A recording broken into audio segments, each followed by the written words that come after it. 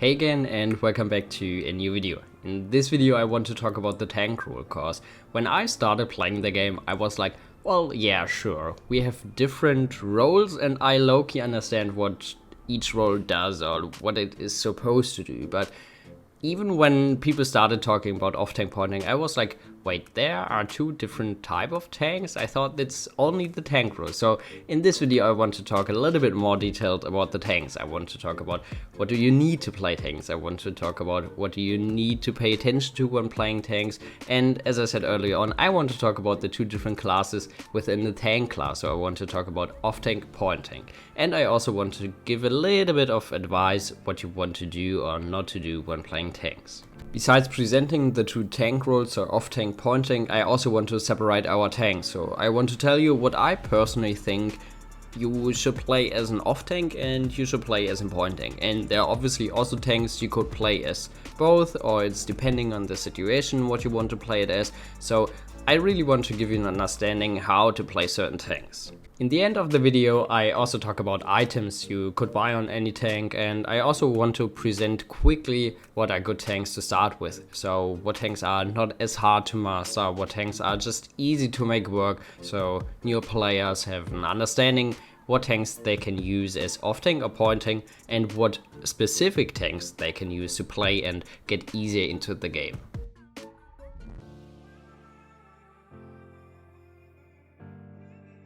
Alright, let's get into the video and let's start talking about the off-tank. There's no specific reason why I start with off-tank, it's just I personally am more like an off-tank player, so that's why I start with it. So, as an off-tank you definitely want to create space, so you want to push up for your DPS, you want to tank damage for your DPS, for your flank, so they have it easier to also push in, to follow up and to get some kills. So you basically are an enabler or an opener for situations for your flank in most cases. But how do you want to do that, or what do you exactly need to do? Well, you basically try to play with your flank or your aggressive DPS. That means not your backline DPS, because your backline DPS stands in your backline, as the name already says, and just tries to get some damage out from the backline and tries to pressure the enemy team from the backline. But you as an off-tank and the flank or aggressive DPS, you want to go in. You want to go into the enemy backline, you want to pressure the enemy backline.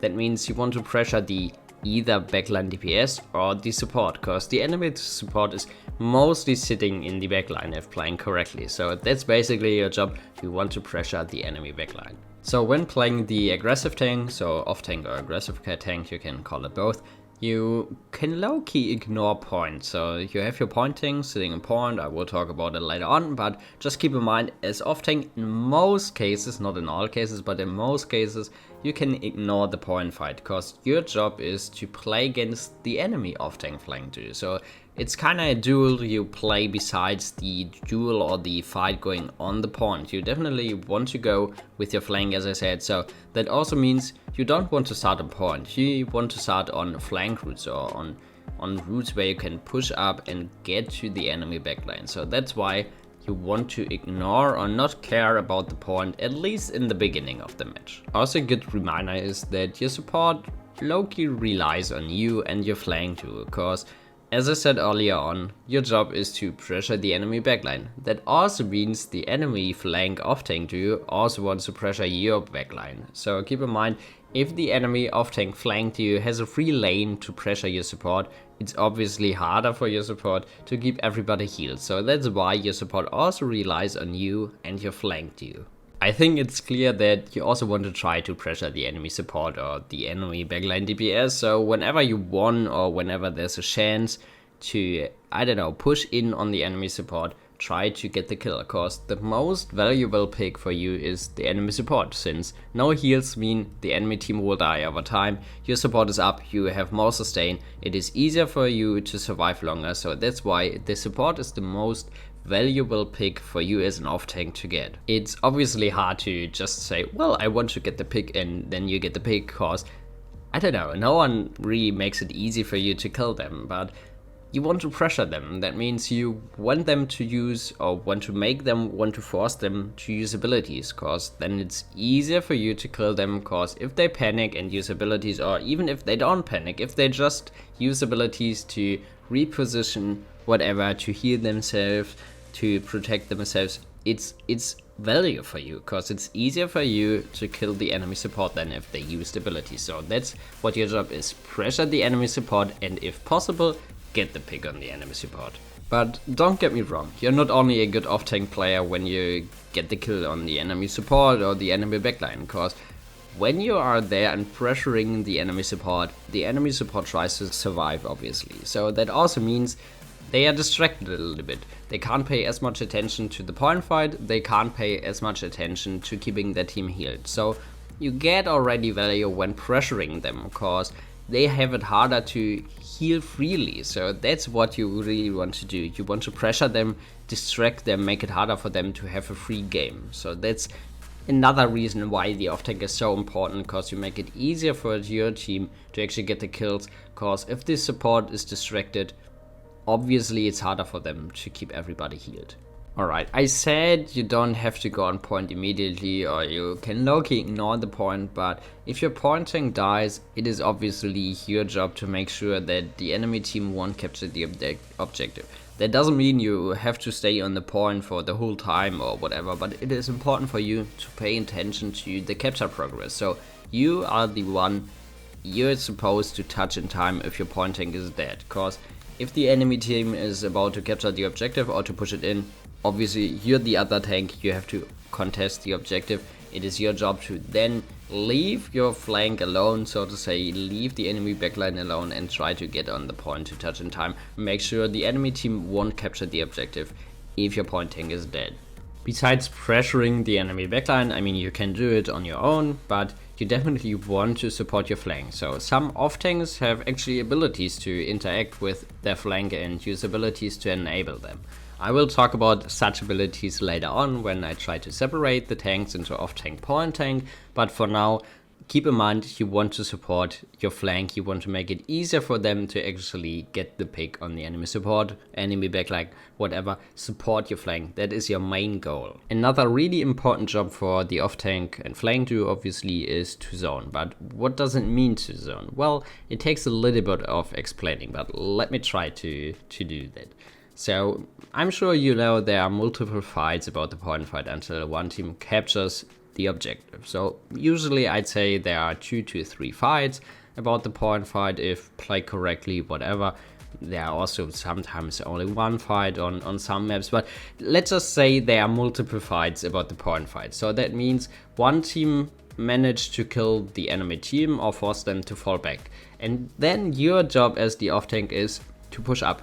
You want to dismount, so shoot the enemy team, the respawns when they are on the mount, so they have it harder to actually touch the point. So that is basically your job. You want to push up and pressure them early, so there is no value when the whole team is sitting on the point. I know in lower ranks especially, most teams are just, I don't know, point stacking 5 people and just trying to capture in.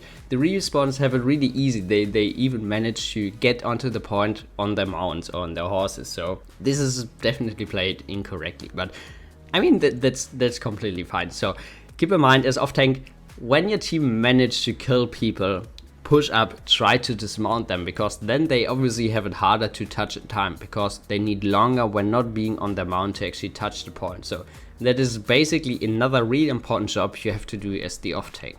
Well, I'm sure those are a lot of information for now, and I try to not go into as much detail as I usually do. So even though, let's try to summarize it a little bit. As off-tank, ignore the point fight in the beginning, push with your flank, pressure the enemy backline, try to get the pick on the enemy team, on the enemy support, or try to get out abilities, get their attention. If your point tank dies, go on point, make sure the enemy team doesn't capture, and if your team manages to get some kills, push up with your flank and try to dismount them, try to zone. So as you can see, as the off tank or aggressive tank, you really want to push up, you want to play aggressive. So it is your job to also create space. If someone is complaining we don't have enough space, it could be your fault, because the off tank is supposed to push up. You have a lot of HP compared to most DPS or flank, so it's harder for the enemy team to actually shut you down. So that's why you want to play with your flank together and create space, because the enemy team is shooting you, yeah sure, but you have a huge HP pool, so you won't die immediately. if your flank is alone, yeah, your flank probably dies within a few seconds. So that's why you want to create space for your flank to push up, to follow up, make it easier for them to actually stay in the fight and get some picks. So that's why you are the off tank, you're the aggressive tank. You want to play aggressive, you want to create space for your flank or for your DPS. As I said, later on I want to separate the tanks into off tank, point tank. So for now I just want you to remember, if you're playing off tank and your team is complaining about you not playing point, ignore it. If you actually manage to have double tanks, so a point tank and an off tank, and you're the off tank and your point tank is alive and your team is, I don't know, using voice chat or writing in the game, well, off tank X, you're supposed to be on point, you're the tank, or on the card, whatever, ignore it. It's not true. The off tank is not supposed to sit on point. You're not even supposed to have a lot of capture time or objective time. You're the off tank. So for now, just keep in mind, ignore those comments. I know there are a lot of people thinking, well, yeah, tanks are supposed to sit on point, whatever. Ignore it for now.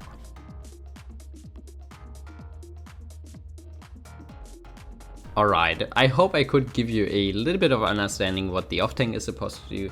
Now I want to talk about the point tank. So as the name already says, the point tank is supposed to play in point. So your job is to sit a point, more or less. Well, that's not completely true. I mean, you definitely want to prioritize going on point. You want to start the point fight on the point. So you want to also create space for your team. You want to contest the objective against the enemy point tank, but you definitely don't have to sit a point the whole time. So let me explain how we mean it.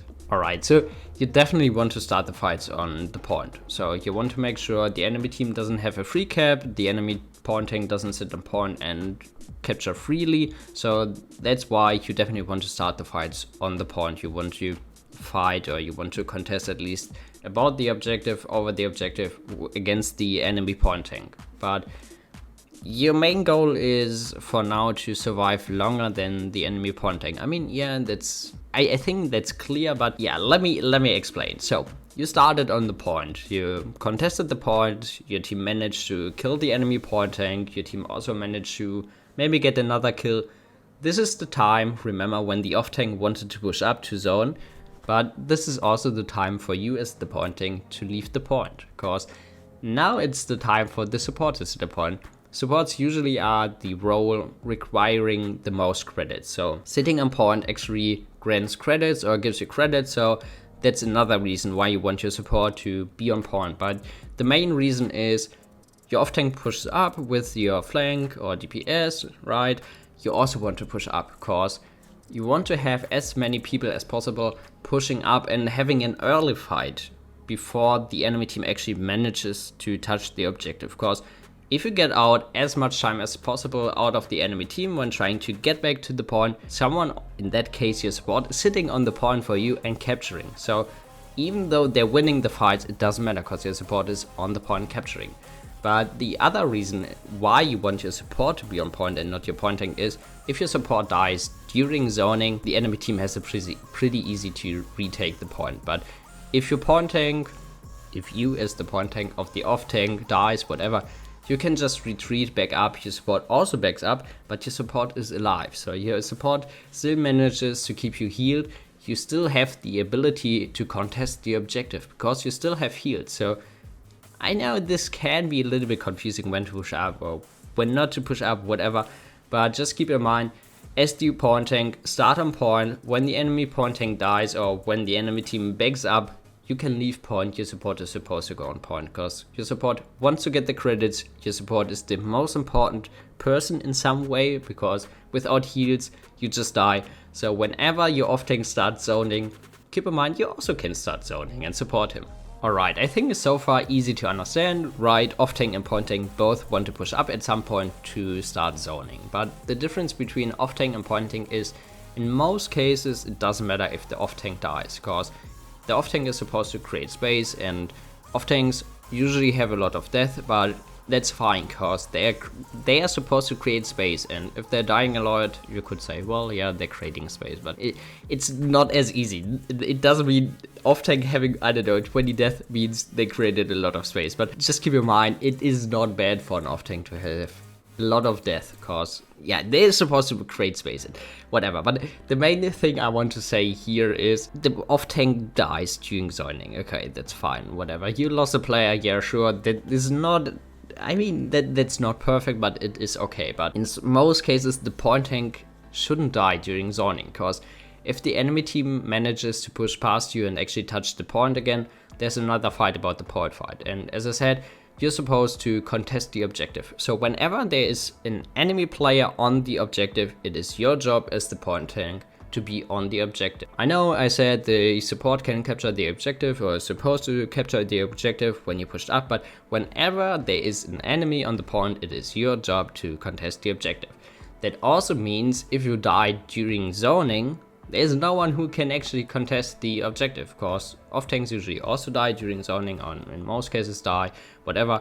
And as the point tank, you want to try to survive during zoning. You want to zone, you want to also create space, whatever, you pressure them, but if the enemy team manages to win the zoning against your team, whatever, fall back and try to contest the objective again. Besides contesting the objective when there's an enemy player, or make sure that the enemy team doesn't, I don't know, capture the objective, it is also your job to trigger overtime. So either if the enemy team is about to push the card in, capture the objective, whatever, or when you're pushing and you have to touch for activating, triggering overtime, it is your job as the point tank.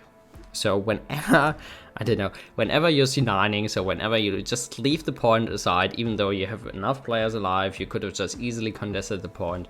In most cases, it is your job as the point tank to make sure you touch the objective, because you're the point tank, so you don't want anybody else to go on point or try to trigger overtime. It is your job as the point tank.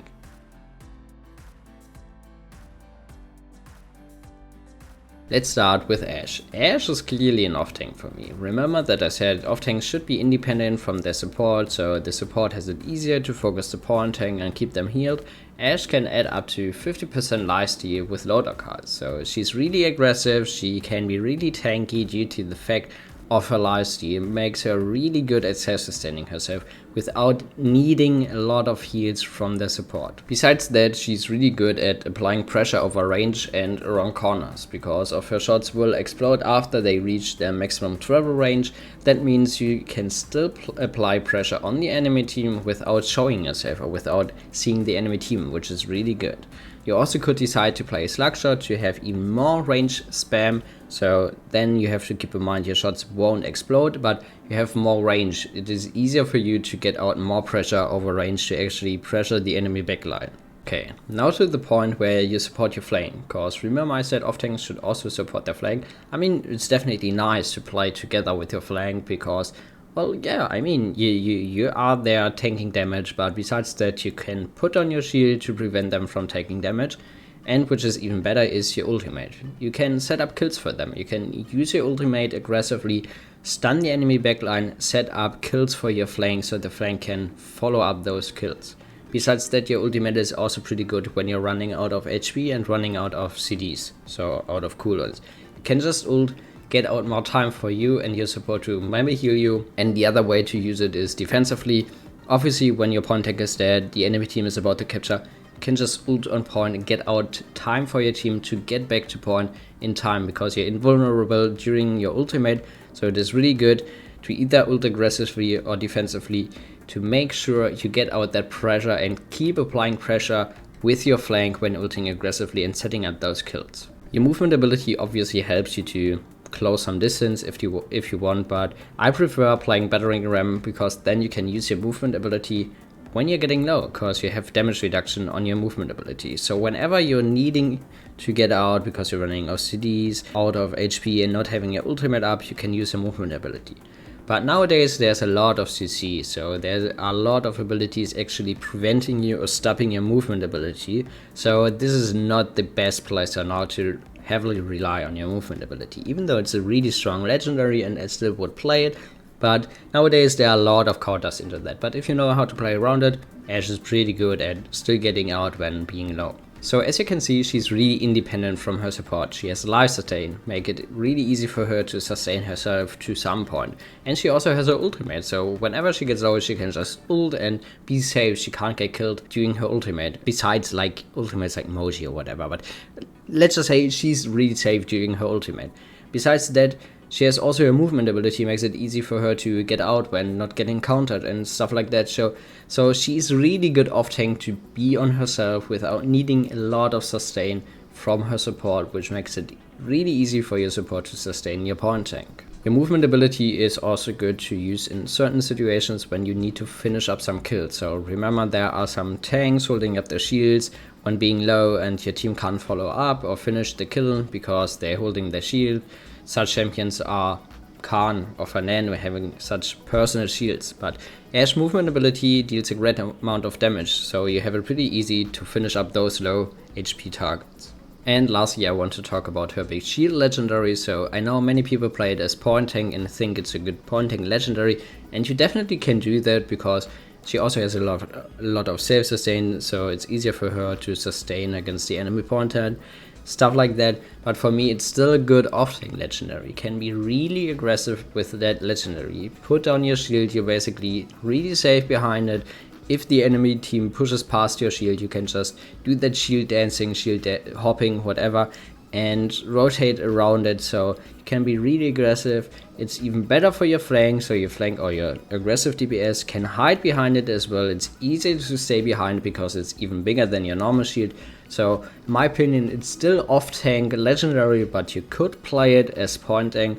But the thing, not saying like pointed legendary, pointing legendary, whatever, is just her normal kit. Her normal kit does not seem like a pointing kit. So for me, her normal kit is more like an off-tank kit. So that's why I think Ashe is off-tank. Even with the big shield legendary, she's an off-tank for me.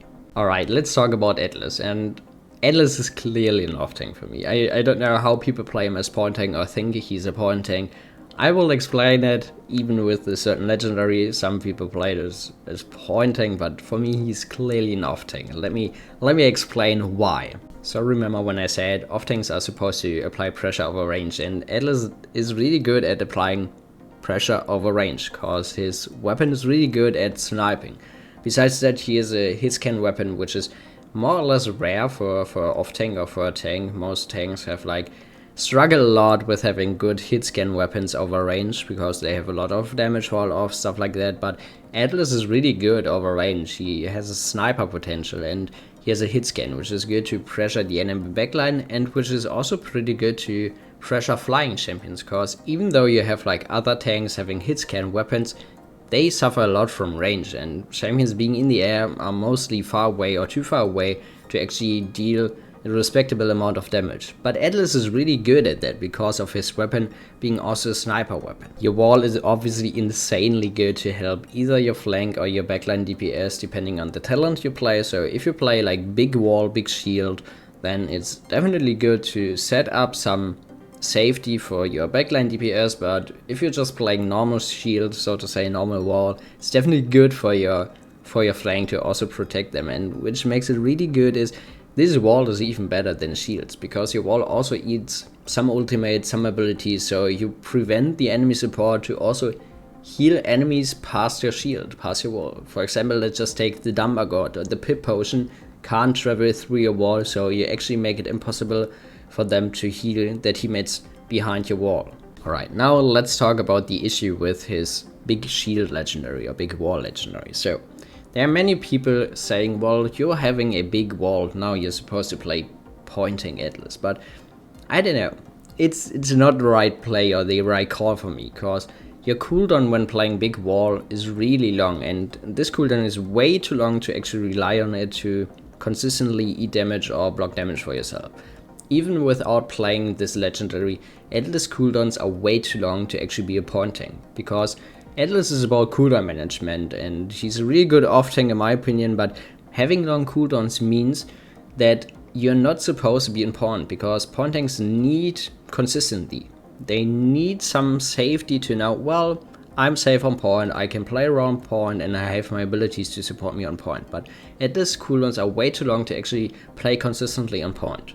So you remember that I said, well, off-tanks are supposed to support the flank, to help them, and Atlas is really good at that with his setback potential. So even if he's not playing Deja Vu, if he's just playing another legendary, his setbacks are really good. You're just able to set up kills for your flank, for your aggressive DPS or even backline DPS, because everybody is able to follow up those kills. You set them back in time, so you make sure they are low, so you set them back to a certain point and set up that kill, so it's really easy for your flank to follow up that kill. To some point, you're also independent from your support due to the fact that you basically gain a second chance with your movement abilities, so you set back your own HP, which is really good. You can refill your abilities, probably the better explanation, but only to a certain point, because this cooldown is also really long. There are obviously points or cards where you can decrease it, there are items where you can decrease those cooldowns, but to some point you're really tanky. To some point you can refill your HP, which is good, which makes you independent more or less from your support. You have also other ways to self-sustain with heal on your wall, stuff like that. So as you can see, you're also really good at self-sustaining yourself if you're good at rotating your cooldowns in a proper way. With your ultimate, you can take out champions from the game or out of the fight for a brief second to help your team to kill the rest. So I think the most valuable pick is the support, but in that way it's also pretty good to ult the enemy support. So in that second, or for the time of your ultimate, the support is not able to heal the enemy team, so you can follow up those kills, and after that you can follow up the kill on your support. Another option is to just ult during high healing abilities, high healing ultimates or whatever, cause the enemy team can't get interacted with, so they can't get healed. So as you can see, you have a lot of utility in your kit. You can be really good with Atlas if you know how to play him, if you know how to use his cooldowns efficiently. You're really good at setting up kills, you're really good at self-sustaining yourself, and you're really good at following up kills yourself if you don't play with your flank together, or if your flank doesn't play together with you. You also are able to set up kills for yourself and follow them yourselves. But now to the most important point for Atlas, or thing for Atlas. Keep in mind that Atlas is one of the hardest tanks to master, so it can also carry the enemy team when not using your abilities correctly. So I think we all know that situation where low HP enemy is on point and the Atlas player just ults him, and you're just sitting there looking at him, his team gets back, and you're like, well, yeah, nice, you just saved them another second, you made it possible for the enemy team to actually touch. Or you have an overextended enemy being low, the Atlas heads him back, and the enemy is back in safety position. So as you can see, there are a lot of ways how you can misuse his abilities, where the abilities are used incorrectly, so it is really hard to play Atlas. There are only a few really good Atlas players you can rely on, I would say, but if you manage to master Atlas, he's definitely one of the best off-tanks. Let's talk about Azan, and Azan is clearly an off-tank for me. So your weapon deals a lot of damage, but has a slow fire rate, so it's hard for you to keep applying cauterize over time, or consistent cauterize, because if you miss a shot, then it's hard for you to actually apply cauterize. So this makes it a little bit rough to actually play him on pawn, because you want to consistently apply cauterize to make it harder for the enemy's support to keep the pawn tank healed.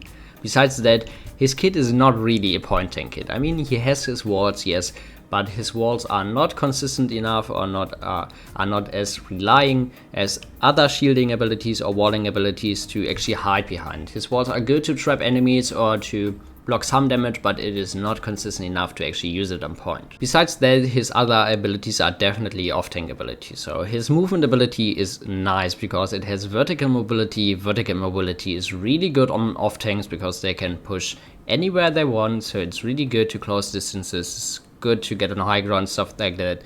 Off-tanks usually want to go on high ground positions, so as you can see, this is pretty good. Besides that, he can add a stun, or he automatically has a stun in his movement ability when pushing enemies into walls, stuff like that. So as you can see, you're setting up kills for your flank.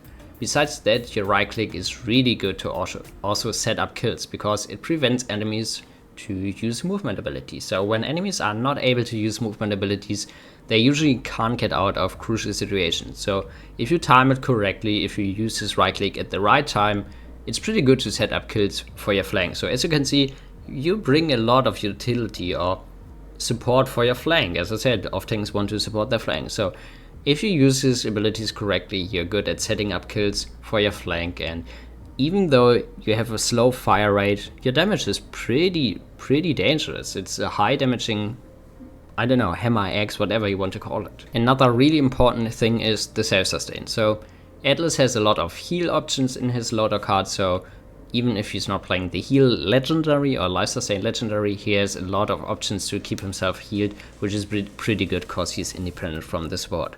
But if he's playing the life sustain legendary, especially in early game, he's really independent from the support. So as you remember, I said off-tanks should be independent, so the support can care about the pointing, etc. So this makes it really good for him to be aggressive, and if he messes up, if he's getting low, he has his ultimate. His ultimate is best used to escape, so it's not really a damaging ultimate, even though it deals some damage, but if you get low, you just ult and ult out. You ult to your support, ult into your own backline, so it's really good to be aggressive and wait for the last second to actually get out. Let's again talk about the pointing issue for Azan. So just sitting on the point and eating damage or protecting his team does not really fit to Azan's kit, since he's made to be played aggressive and go for pressure and kill. So he's made to do that what off-tanks are supposed to do. And protecting his team, I mean, yeah, we talked about his wall, but his wall is not efficient enough to actually prevent him and his teammates from taking damage on the point or choke points, whatever. So his wall is good used as utility to trap enemies, but that's about it, and maybe block some ability, some damage, but it's not efficient and consistent enough to be actually a pointing wall or a relying wall to hide behind and protect his team. Alright, let's finally talk about the point tank. Let's talk about Barrick. So Barrick is a point tank for me, but Barrick is, I don't know, he's kind of a unique point tank, because Barrick has a lot of self-sustain, but not as much tankiness. I mean, this may sound a little bit weird, but let me explain. So, I said point tanks are supposed to eat a lot of damage, and Barrick's HP pool is not as high as other point tanks, but Barrick has that much cards of self-sustain that they made up for his lacking HP, so he is really tanky and he's able to eat a lot of damage when he's using his self-sustain cards. Besides that, you obviously have a great shield to protect yourself and your team, so your team can rely on your shield when putting it down at choke points, on the point, whatever. You're safe behind your shield, so this is what a point tank is also supposed to do, protect their team. Like, not only eating damage with your own body, whatever, like also eating damage with some shielding abilities. Your ultimate is definitely a good way to save your whole team or to save the point fight in some way. So whenever you're getting low or your team is getting low, when the enemy team is pushing in with a lot of pressure, like Fury ultimate, stuff like that, you can just ult to prevent the enemy team from actually getting value out of it. Because your dome is a huge shield, your whole team can basically hide underneath it, and your turret deals a lot of damage. And the way I don't know, this is like the reason I don't like to play Forge Fire. I mean, the damage of Forge Fire is increased on your ultimate, yes, and you can ult twice as much or stuff like that, but you lose your shield, and your shield is basically the most valuable thing you gain in your ultimate. So that's why I think you shouldn't play Forge Fire. Let's talk a little bit about his turrets. So his turrets are mainly used for self-sustain, I would say, so he has a lot of healing on his turrets if you used certain cards, and besides that, his turrets are good to distract the enemy team or to at least get out some pressure over time. So it's not as threatening as other abilities or as weapon shots, but it's still a good way to distract the enemy team, to make them or force them to shoot your turret, because I don't know why, people just tend to shoot turrets. So it's good to, I don't know, distract the enemy team, and in some ways it's also good to protect yourself and hide behind it, use it as body block or put it in choke points so enemy team can't push through it. Let's talk about his legendary. So as I said earlier on, in my opinion you shouldn't play Forge Fire, but yeah, playing Fortify is good to get more shielding, obviously, to have a stronger shield to hide longer behind it, whatever, eat more damage. But Tinkerin is really good to get that pressure over range. And talking about that pressure over range, with Tinkerin you actually could play him as off-tank. So remember, he has a lot of self-sustain, so self-sustain screams being independent from the support. So There are some playstyles where you actually could play Barrick as an off-tank and be really aggressive with him. So you want to make sure you push up, be aggressive, have that pressure over range. Usually you wouldn't have that much pressure over range because your weapon has a lot of fall-off damage and your movement ability is not good enough to actually close the distance. But having Tinkerin helps you to apply more pressure over range, and considering that the fact that you have a lot of self-sustain makes it also easier for you to play him as an off-tank as well. But this is really uncommon and only works in certain compositions. I still want to say that even though you're playing Tinkerin does not mean you have to play him as an off-tank. You still can play Barrick as pointing and playing Tinkerin, because sometimes it's also good to have more pressure over range as a pointing, because you want to spam at the enemy support, stuff like that.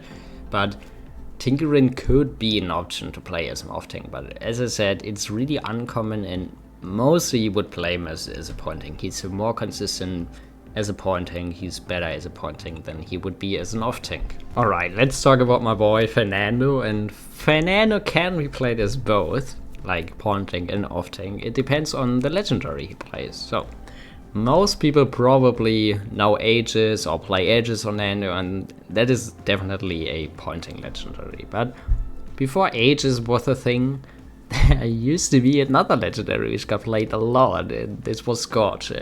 Don't get me wrong, Scorch got nerfed, stuff like that, but Scorch is a pretty good off-tank legendary. And Formidable got changed. Formidable used to be a main tank legendary or point tank legendary, and now it is more like a off tank legendary, I would say. But let me explain. Let's go over Nano's kit and let's explain why he's off tank and or point tank. Looking at Nano's base kit, he definitely seems like a point tank. He has a close range weapon, he has a shield where he can hide behind and protect his team with, he has a good ultimate where he can save his whole team, and the rest of his kit just helps him to be a little bit more mobile or to apply a little bit more pressure over range, but he definitely seems like a point tank and mostly is a point tank. When playing Aegis, you just sit on the point, hold up your shield and are able to eat tons of damage, and if your shield goes down you still have a lot of HP left. Of course, Nano also has a high HP pool for tank, he's one of the higher HP pool tanks, so as you can see, basically point tank when playing Aegis, definitely pointing, there's no doubt in not playing him as pointing. But let's talk about Scorch, let's talk about his off-tank potential. As I said, when playing off-tank you definitely want to be able to apply pressure over range or get damage out over range, and when you are not able to do that, you want to at least have abilities being able to close the distance to be close enough to get value out of your close range weapon. And when playing Scorch, you exactly do that. So you, on the one side, increase the damage of your fireball, and if you hit multiple enemies with it, you increase the damage even more, which is great, which helps you to apply a lot of pressure in choke points, in close-up maps, or rooms, whatever. Besides that, you choose loadouts or loadout cards which help you to be really mobile. You either want to use a lot of cooldown reduction on your shield when eating 1000 damage, so you can dash around consistent. You also want to reduce the cooldown of your fireball and also increase your movement speed when hitting your fireball. So as you can see, all those loadout cards help you to close that distance and actually get value out of your close range weapon and be a threat to the enemy team.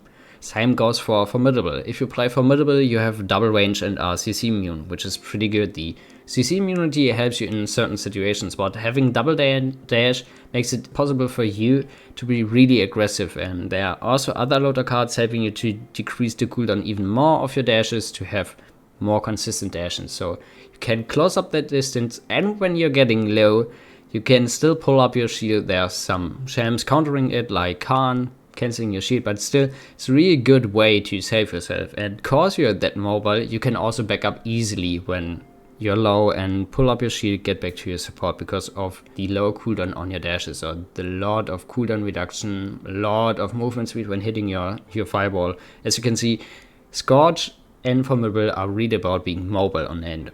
I personally would say that Scorch is the easier legendary to make work as an off-tank, because you just have more damage on your fireball, and just in general it's easier to make work because you have a lot of pressure on choke points or close-up rooms, as I said earlier on. And besides that, it's just great to have that much damage on your fireball, and the extra movement speed helps you a lot, which is kind of hard to implement into a formidable loadout. But which is great about formidable is the CC immunity. So when timing your dash correctly, it can help you in most situations when you're about to get CC, because most tanks are, most champions in general, but especially tanks are vulnerable to CC, because usually they are able to eat a lot of damage, but when they are getting CC'd, they are vulnerable. It's really easy to do damage to them. It's really easy to kill them. So that's why it's so much value to have that CC immunity on your dash. Again, to his ultimate, your ultimate has a lot of impact, and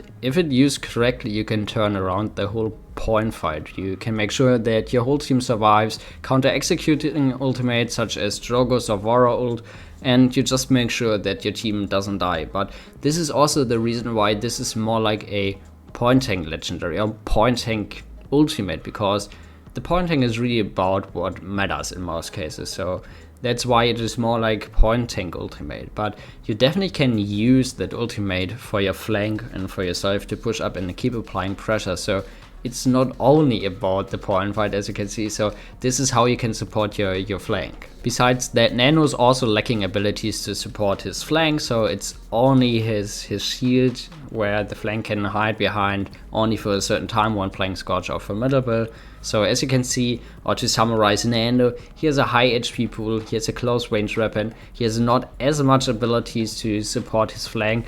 This really sounds like a point tank, right? But with the right talent or legendary, so with Scorch or Formidable, you can turn him into an independent off tank, because he has a lot of mobility and can be really aggressive on his own. Let's talk about the next point thing. Let's talk about Inara. Inara's weapon is mostly made for close range, since she has a lot of damage fall off, so she struggles a lot at applying pressure over range. She has a high HP pool and can tank tons of damage, but on the other side, she also relies heavily on heals from her support. So as you can see, clearly point tank arguments or reasons to be a point tank. Her wall is a great way to trap enemies or just protect her team from incoming ultimates, damage wise or CC wise. So you can block out other CC abilities, you can block out heavy incoming damage ultimates like Terminus ult, stuff like that. So her ward is also big enough to actually block out damage. It's not as inconsistent as Azan's ward. With her water's field, she can slow down the enemy point tank to make it easier to kill them or to actually cripple them when playing treacherous ground. Her ultimate is a great way to enable her team and also protect her support when getting flanked. So let me explain. As the point tank, you definitely want to care about your support as well, because it's more or less like a synergy. The support cares about you and keeps you up, keeps you healed, but you also want to care about the support and protect them when getting flanked by the off-tank flank too. So then you could use your ultimate to CC them and make it easier for your support to get out and your team can finish up. But the other way you can use your ultimate is use it aggressively to set up kills for your own flank off-tank to make it easier to get some kills, get some picks. But you also could play her as an off-tank with Tremors, because you gain the ability of reaching high ground positions when using certain loader cards. So as you can see, vertical mobility screams like off tank, but all in her kit more or less screams like being a point tank. So she can eat a lot of damage, which is really good for point tank, but she also needs a lot of heals. So her self-sustain is really low, she really relies on heals, which makes it really hard for her to be played as an off tank.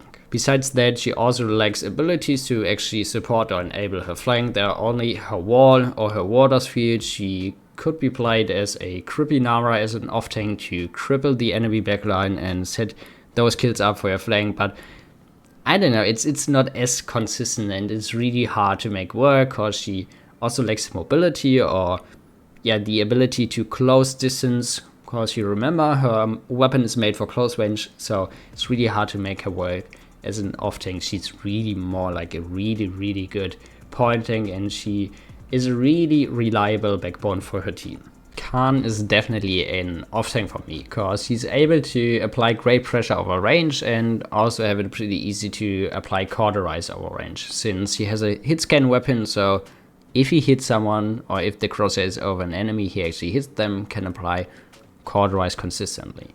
Being able to toggle his own shield whenever he wants to is pretty good, since he doesn't have a cooldown to use or to sacrifice. So whenever he gets low whenever there's a high damaging ultimate or ability, he can just pull up his shield, which also helps him to be a little bit more independent from heals, cause he can just block out that damage, but his shield is not as big enough or as consistent enough to actually protect and help his team with it. So it's only a shield for himself.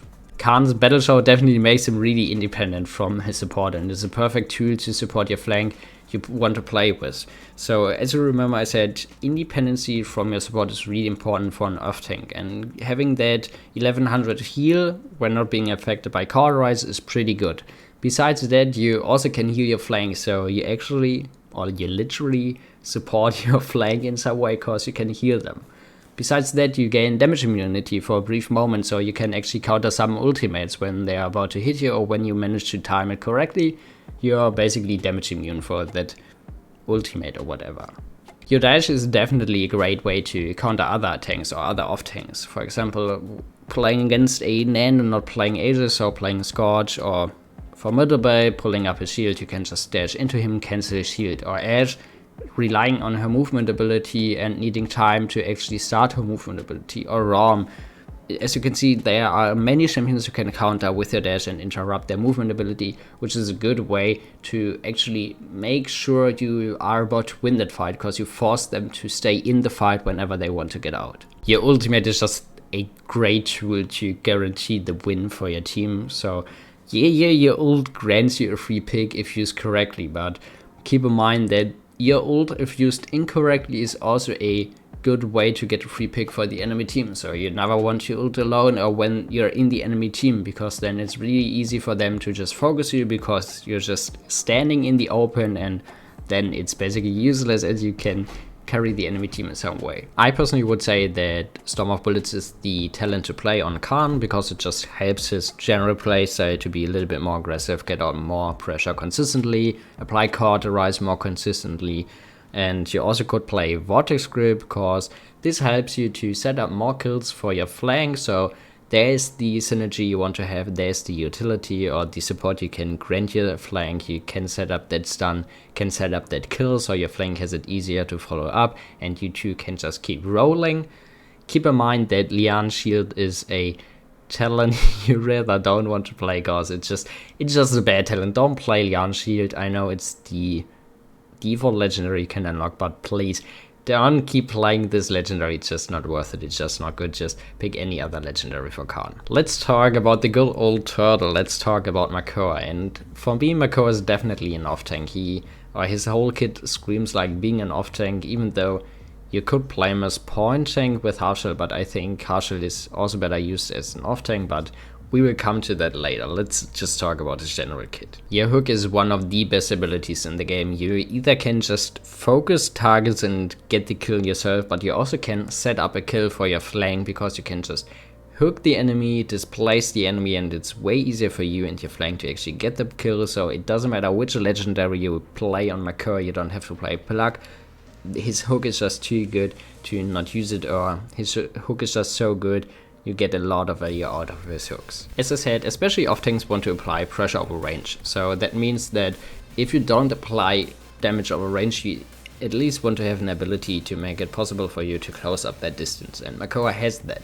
If you use your dash on Makoa, you are actually able to close up that distance, to be able to hook enemies and also be close enough to actually deal the full amount of damage. Besides that, Makoa has pretty good loader cuts to help him to be really aggressive. You, for example, have a loader cut increasing your movement speed when you get in a limb, so you can make sure to keep rolling. This is basically the effect you gain with the new item, lethality.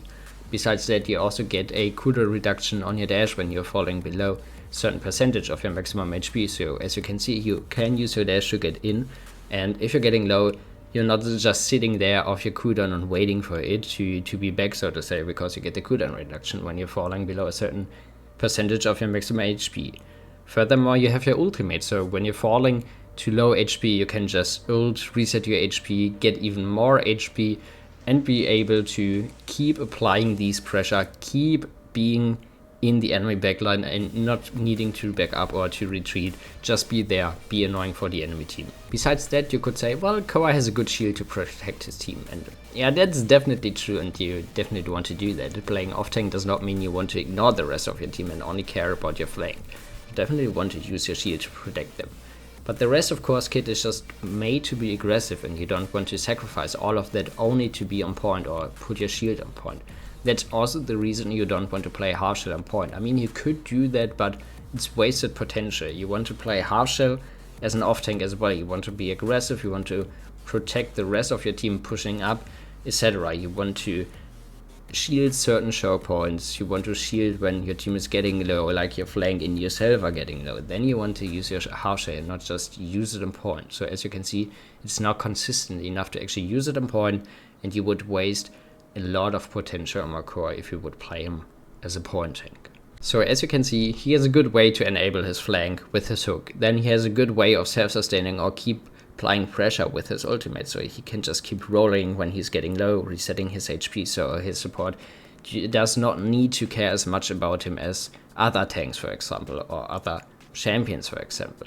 So as you can see, he is a good way to be really aggressive, to get a pick, get in, get out with his cooldown reduction on his loader cards, or keep rolling with his loader cards because he gets extra movement speed, etc. So as you can see, Kura is really made to be aggressive and is made to be an off tank. Let's talk about Rom, and Rom is a little bit difficult, I'd say. So Rom is definitely an off tank, but Rom has a lot of counters nowadays because there's a lot of CC, there are a lot of cripples or silences which will just shut him down. So Rom's goal or idea is to run around and keep distracting the enemy team. Even if he's not playing damage reduction Rom on his dash, he still needs his dash to get out of certain situations, right?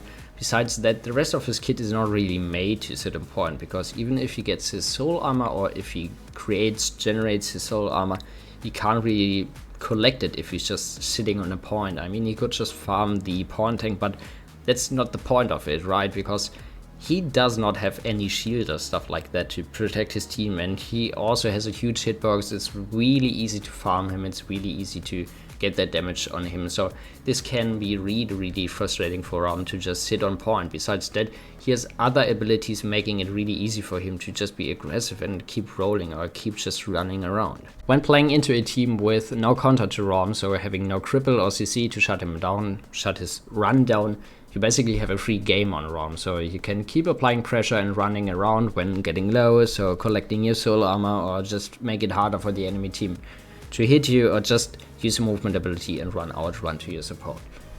You're more or less stationary when shooting because you're slowed down like that, and you can get a lot of HP when having collected your armor, but that does not make you a point tank. It's not only about having a lot of HP. It's way too easy to shut you down when sitting on point because it's so easy to just farm damage on you. So there's not much value for Rom just sitting on the point. Besides that, Rom has many different options to add damage reduction into his loadout with certain loader cards. So those loader cards actually help him to be aggressive and mitigate the damage you take. So you can apply pressure longer, so you reduce the damage the enemy would deal to you, which is pretty good. And those damage reduction, or this damage reduction, will get applied after using certain abilities, but that still does not mean you want to sit a point, because this is not the point of having damage reduction. The damage reduction just helps you to be aggressive and stay in the enemy team, like in the backline, and be aggressive so they have it harder to actually make you retreat earlier. Your ultimate is a great way to enable your team, no matter if it's the flank or the rest of your team, to counter, for example, a barrack dome or just Torm holding up his siphon forever, because you can just stun everybody and shut down any deployable, any shield. So this is a good way to enable the rest of your team, but this is not only meant to be used on point, so it's not only about barrack dome or whatever. You can also use it on the support to enable your flank, etc. When playing Subservience, you gain a nice way to support your whole team, so there's no way in just staying on the point and only creating orbs without collecting them. As I explained earlier on, you collect orbs when running around or when being close to the orbs, so there's really no point in only creating the orbs, staying on point and not collecting them.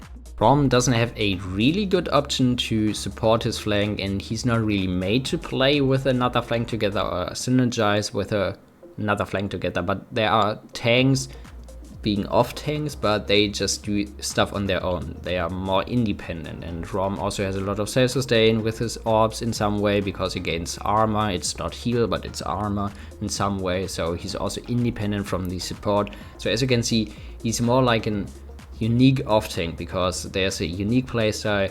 You don't really synergize with the flank, but you do stuff on your own, and you're still really independent and can have a lot of impact when having not a lot of counters. Okay, I have no idea how anybody could play this tank as a point tank, but Ruckus is definitely an off tank, so I have no idea how anybody could doubt that, but I don't know, just don't play Peasant Point Tank, please. He's definitely an off tank. So you have vertical mobility on Ruckus, so you're very mobile with your dashes. You have it pretty easy to get on high ground positions. You have it really easy to follow your flank or go aggressive with your flank. Ruckus is actually played in dive com, so you actually want to dive the enemy backline. So this is not really a point tank option. This is only an off tank option. So Ruckus is also one of the harder off tanks you should keep in mind because he needs a lot of coordination and communication with his team. So if you would just pick him in any game, you probably would feed a lot on him without getting any value because you need a lot of coordination and communication or teamwork to actually make him work. Alright, so the goal on Ruckus is to go for kills and just pressure the enemy backline even more than you would do with other off tanks because Ruckus really needs to be aggressive to get value. You want to be close to get pressure, to get damage out because he's just more or less useless over range and you just need to be aggressive. That's why he's played into dive comms. But that also means Ruckus probably dies a lot, or Ruckus players die a lot, because he goes that aggressive. He goes over aggressive, you could almost say, because he really wants to apply pressure and wants to create space. So you're eating a lot of damage for your flank, and the enemy team also has a pretty easy to hit you by, because, I mean, look at Ruckus. He has a huge hitbox, but Ruckus' goal is to go for kills and then dies in some reason. So he goes for trades. So if he gets a pick and then dies, that's fine. He created space and he forced the enemy team back. That's all what Ruckus wants to do. He wants to apply pressure and run the enemy team down. Ruckus is in some way similar to Rom, so he doesn't really have an option to enable or support his flank. The only option he has is to be aggressive. But at being aggressive, he's really good. He's better than any other tank, I'd say. So this is the only thing he can give to his flank, but I mean, it's hard to explain because I said off tanks want to enable their flank, but he does in some way because he's creating space. He's at least, I don't know, bringing the enemy to low HP or even killing them and pushing up for the enemy flank so the enemy team is falling back and your flank can push up without needing to sacrifice their own HP. His ult can be really good in some situations, but in higher elos it's not as good as you would think because people can just hide and focus Ruckus and kill him in his ult because he's stationary. Because of that, you mostly would use his ult as a zoning ult. I mean, it can deal a lot of damage when you actually eat the whole damage of his ultimate, but besides that, it's not as good because you're stationary and it's really easy to hit you. So to summarize, he does not have great damage over range, but he's really mobile. He has a really easy to close up the distance. He has vertical mobility when playing aerial assault, which is really good because he can get onto high ground positions. He can be really aggressive close up distance.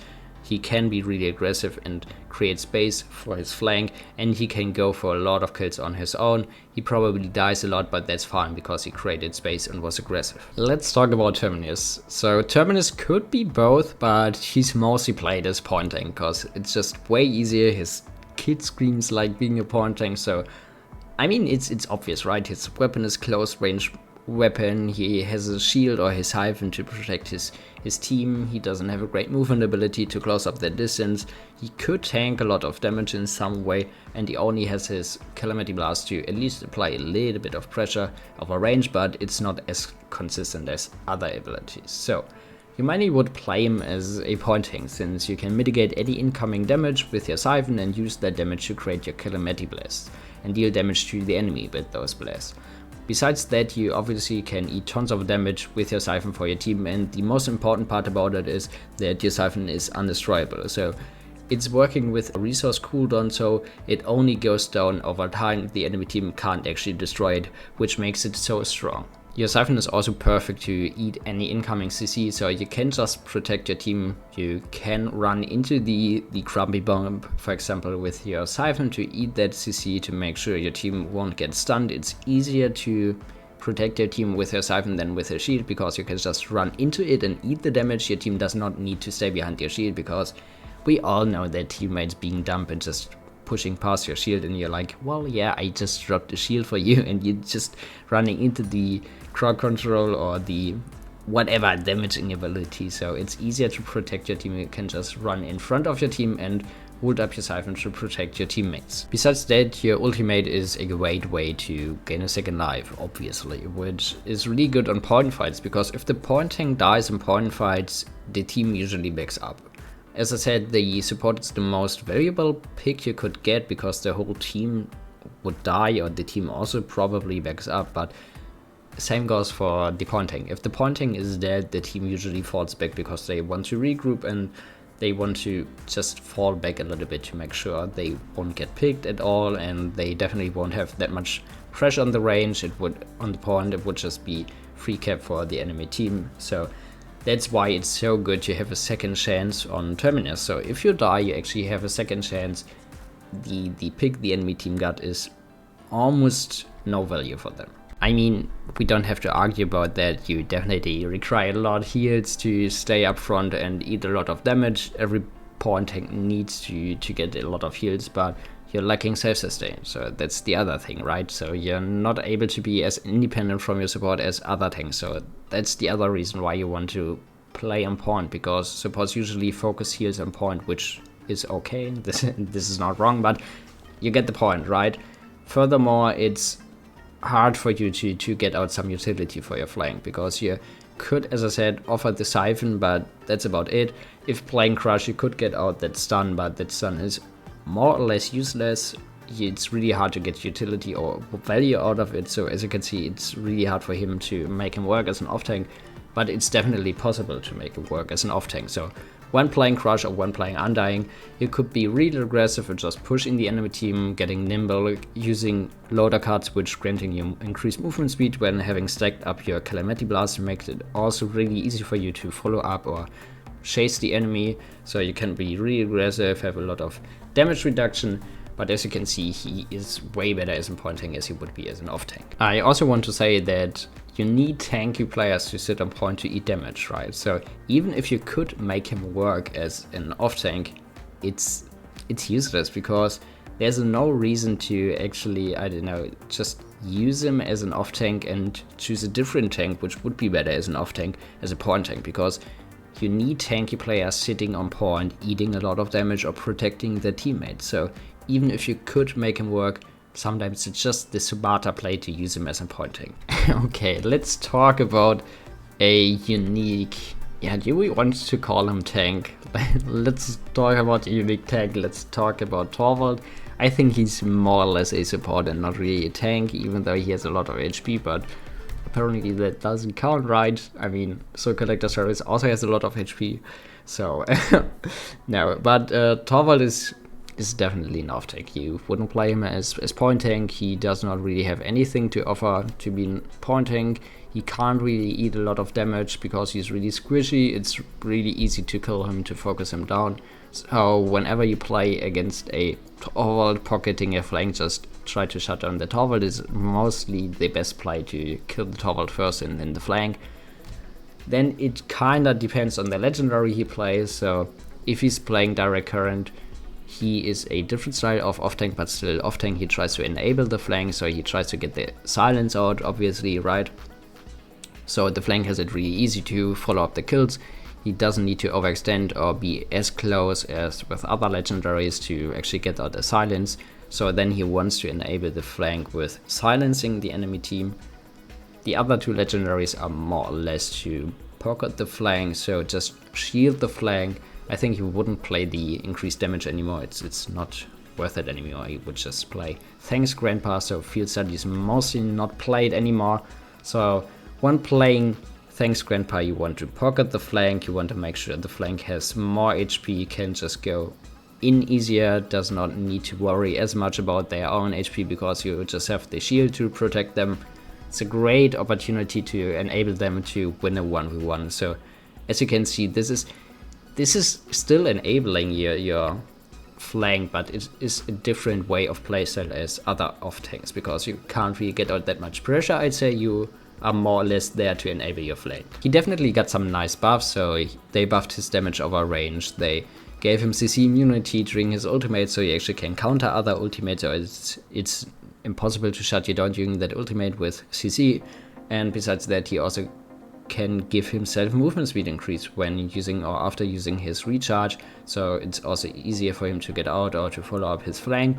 So those are some great buffs. You can also play him really aggressive and can get a lot of kills yourself, but still he's not as tanky as other off tanks. It's not as easy for you to be as aggressive as other off tanks. Usually you would go in as the first. When playing other off tanks, like take Khan goes in, then goes the flank. With Torvald it's the other way around. The flank goes in and Torvald comes then, because Torvald needs to have line of sight to the flank to actually shield them. So as you can see, the whole Torvald playstyle is a little bit different, even though he's still an off tank, but I prefer to call him a support because it's more about supporting the flank than actually being an off tank. I personally would say he's the off tank relying most on healing from his support, because he has some cards to actually grant him self-sustain. He has his recharge to recharge his own shield, etc. But it's not HP, it's a shield, and if the enemy team gets wreck up, it's more or less useless.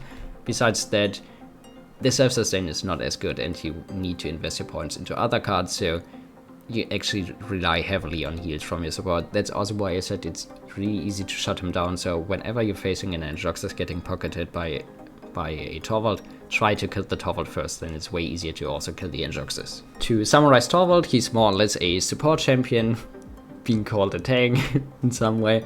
Because when playing Thanks Grandpa, you want to enable your flank, you want to give them a shield, so some kind of extra HP to make it easier to win the 1v1. You also want to use that shield on your support when getting flanked.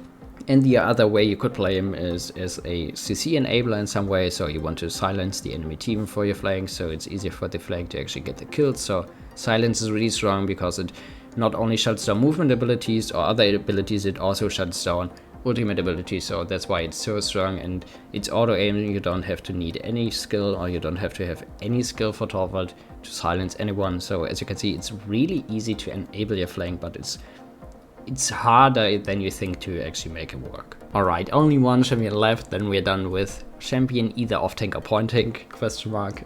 Let's talk about Yagura. So I think she could be both, but she's mostly an off tank, so even though she has a lot of HP and damage reduction, I would consider her an off tank. She brings utility due to her scouting potential, so she could just roll up and tell your team where everybody is, so you can scout for your flank, so your flank knows where to go. This is basically pretty strong. That's also the reason why Cassie ult is that strong. You can just scout, as the name already says, right? So you know where the enemy team is going or where the enemy team comes from when they're regrouping and trying to come back to retouch the point. Besides that, even though other champions can get dismounted, Yagurath is really good to actually touch the point in time, because Yagurath can't get dismounted. She's as fast as normal players on normal mount without master riding, so that's another reason why she's so good to actually touch the point in time. I personally would say she is in between Rom and Rocket, so she definitely wants to go aggressive as well. She wants to enable the flank with going aggressive, eating some damage, but she's also doing stuff on her own, so she's not really playing together with the flank. Even though she could enable her flank with some legendaries, she could provide shielding and stuff like that, which seems more like an off-tank potential, right? So that's why I think she's more like an off-tank, but a different playstyle of off-tank. Her ultimate is also some kind of executing ultimate. It's a little bit different to Carnal, but it can be as impactful, so you can grant a pick for your team, and even if you die in your ult, you are not really dead because you use a second HP pool, so it's really easy or easier to use than Carnal ult. So it can be really impactful for your team to also have that execution potential. As for Rom or Ruckus as well, she won't synergize as well with most flanks, but you definitely need off-tanks being strong on their own as well. So they have just different jobs than just enabling their flanks or stuff like that, but they also can go aggressive and enable their flanks in different ways, because having champions being aggressive without dying immediately is also really strong, because you can just be annoying for the enemy team and be in the enemy backline and just get out that pressure, so it's way easier for your flank to push up and also get some kills. I mean, yeah, that clearly sounds like off-tank, right? I mean, yeah, but no, you also could play her as an point tank, because you could say, well, yeah, she has a lot of damage reduction and stuff like that. It's easy to heal her in some way when she's just sitting on point. Right, but it's not as easy, because as a point tank you also want to fall back in certain situations when you're getting low and you need a lot of time, or it's easy to shut you down when wanting to fall back. So that's why it's not as perfect to play her on point, because it's harder actually for her to follow those game sense mechanics when you want to get off point, etc. I will be explaining those game sense mechanics later on, but that's the reason why it's not as easy for her to pull her off as a point tank.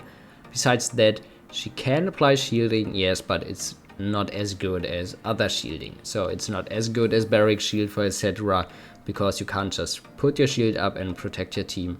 So as you can see, there are some reasons speaking for point tank, but mostly it's easier for her to get played as an off-tank. And for Yago, I really feel like it does not really matter which legendary you play. There are clearly some legendaries probably being a little bit better, but it doesn't really matter. You could play any legendary or any talent and you could make her work, because it's not as clearly as for other tanks as well.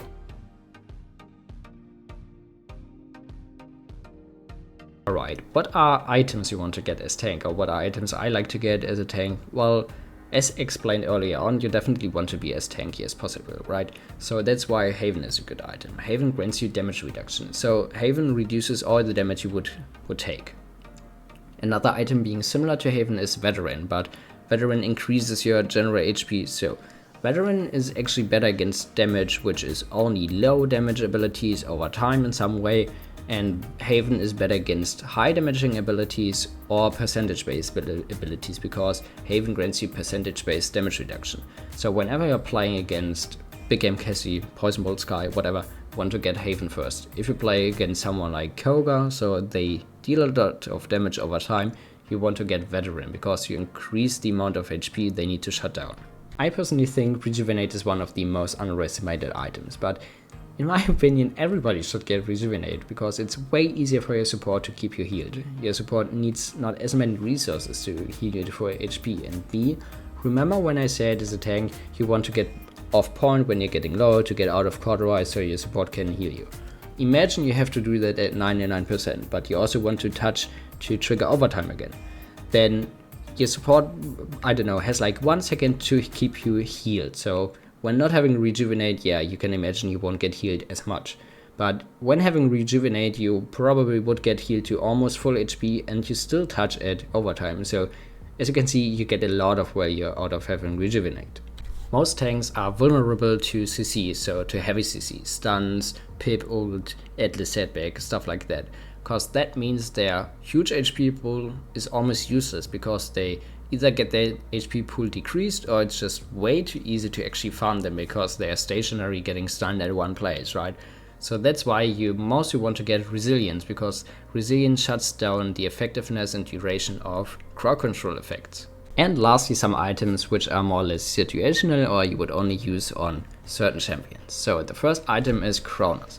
And Cronus reduces the cooldowns you have. So remember, as I said, Atlas has long cooldowns, so that's why you might consider getting Cronus and Atlas, because you want to reduce them and you don't want to wait that long for your cooldowns.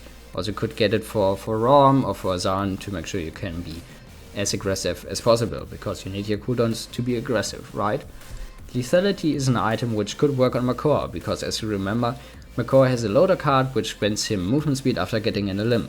But having an item which does the same makes it possible for him to use the loader cards or the points out of his loadout cards to put them into other loader cards. So as you can see, you get more value when picking that item, granting him the same value as his loader card.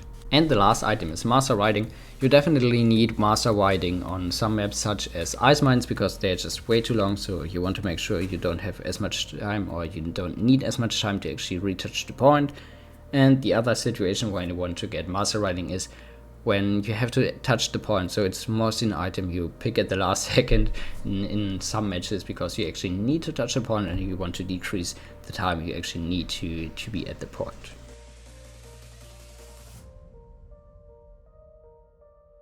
I'm sure all of this can be really overwhelming, but I also want to give a little bit of advice or tips you want to follow when playing tank. So what do you need, what do you want to pay attention to, as I said in the beginning of the video. So you definitely need game sense and mechanical skills, but what does it mean? That means you need to know when you want to go in, when you want to fall back, when you want to leave point. You need to know when to use any abilities. You need to know when you need to touch the point, because it's not as easy as it seems. Especially on tanks like Atlas, you need to know how to use your cooldowns, because if you use your cooldowns incorrectly on Atlas, you carry the enemy team. As explained when I talked about Atlas, you actually set them back in a safe position, you make sure that the enemy team can follow up and actually get back to the point to save the pointing, stuff like that. Another example to know how to use your abilities would be Inara, but on Inara it is not as awful, because if you use your abilities incorrectly on Inara, you just die. I mean, it sounds bad probably, but you only die, you don't enable the enemy team. So that's why it's so important to know how to circle your cooldowns in an efficient way. This advice is really for the pointing, so it's enough to touch the point at 99%. You don't have to go on point when the enemy team only has 75% and your team is not there. You don't have to consistently be on the point. It's enough to touch the point at 99%.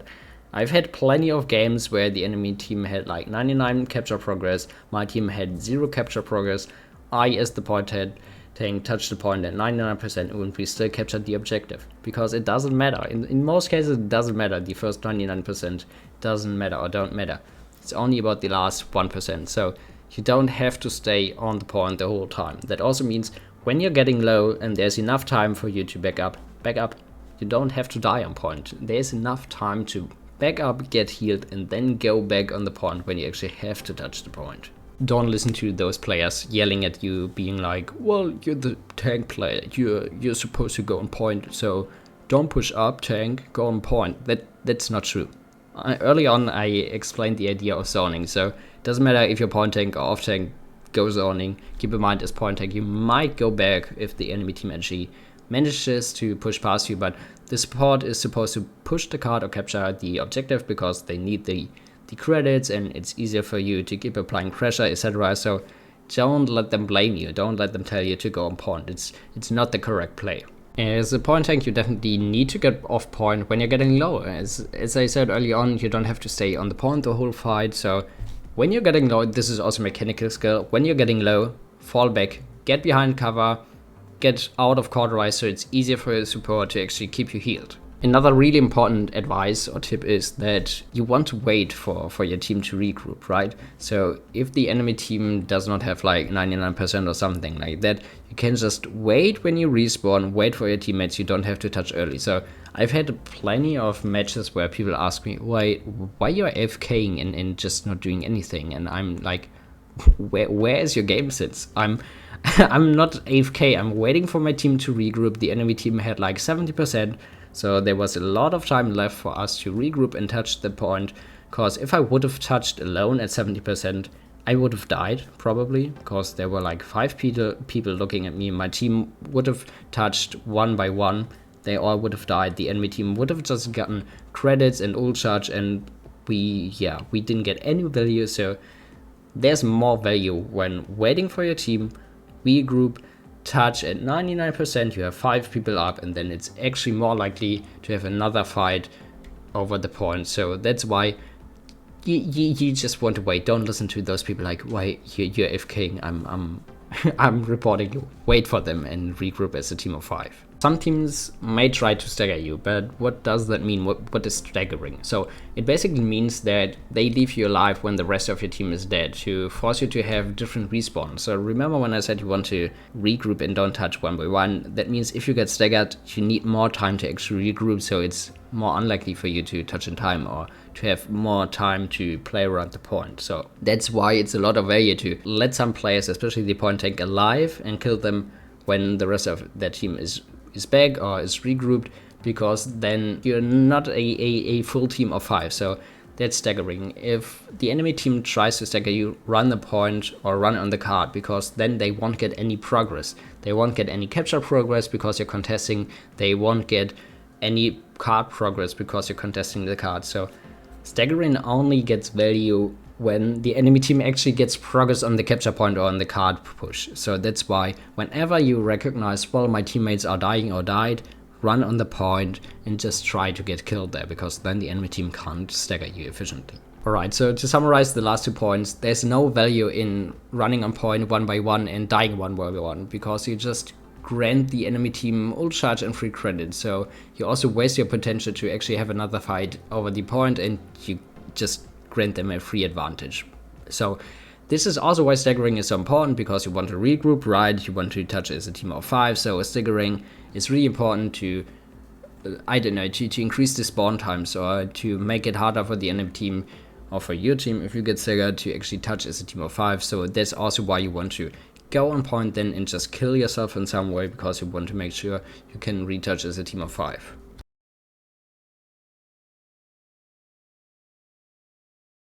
And lastly, as I promised, some champions I would recommend to start on. So some point tanks I would recommend because they don't require as much skill or are easier to get into or are easier to make work, are Barrack and Fernando, because they are just easy, right? You have to have a good loadout on Barrack, but if you have it, easy to make him work. Fernando is just easy to get played as with Aegis, right? Hold your shield up, you can't do anything wrong with it. Inara could also be easy, but you require a lot of mechanical skills. So as I said, if you don't know how to use her abilities or circle her cooldowns, then you probably die a lot, but it's not as bad. You still can make her work, it's easy to get into her. And some off tanks I would recommend are definitely Ashe or Khan, because they are just easy, they can be aggressive, you can just go in some way or just do your stuff, right? So other off tanks usually require a lot of skill or a lot of communication, so that's why I would recommend Ashe or Khan, because for example Ruckus, Rom, they need a lot of, Ruckus needs a lot of coordination and communication, Rom needs a lot of luck to make work, because if there's a lot of CC, yeah, you basically can't do anything. Atlas is really hard because you need to know how to use your cooldowns and you actually carry the enemy team if you don't know how to use them. Koa can also be a good pick, but Koa is not in the best spot currently, so I don't know, maybe I would also add Koa to this list, but you have to hit your hooks to actually get a lot of value out of it. And yeah, those are the things I would recommend to start on to actually get into the game. Alright, I'm sure that was a lot of information, and this could be a little bit overwhelming for some players, especially for new players, but I hope you could learn something. And if you have any questions, don't hesitate to ask me. Also have my Discord, so feel free to join my Discord to ask any questions you want, whatever. I hope you've had an amazing day. Thanks for watching, and always remember, don't forget you guys are awesome.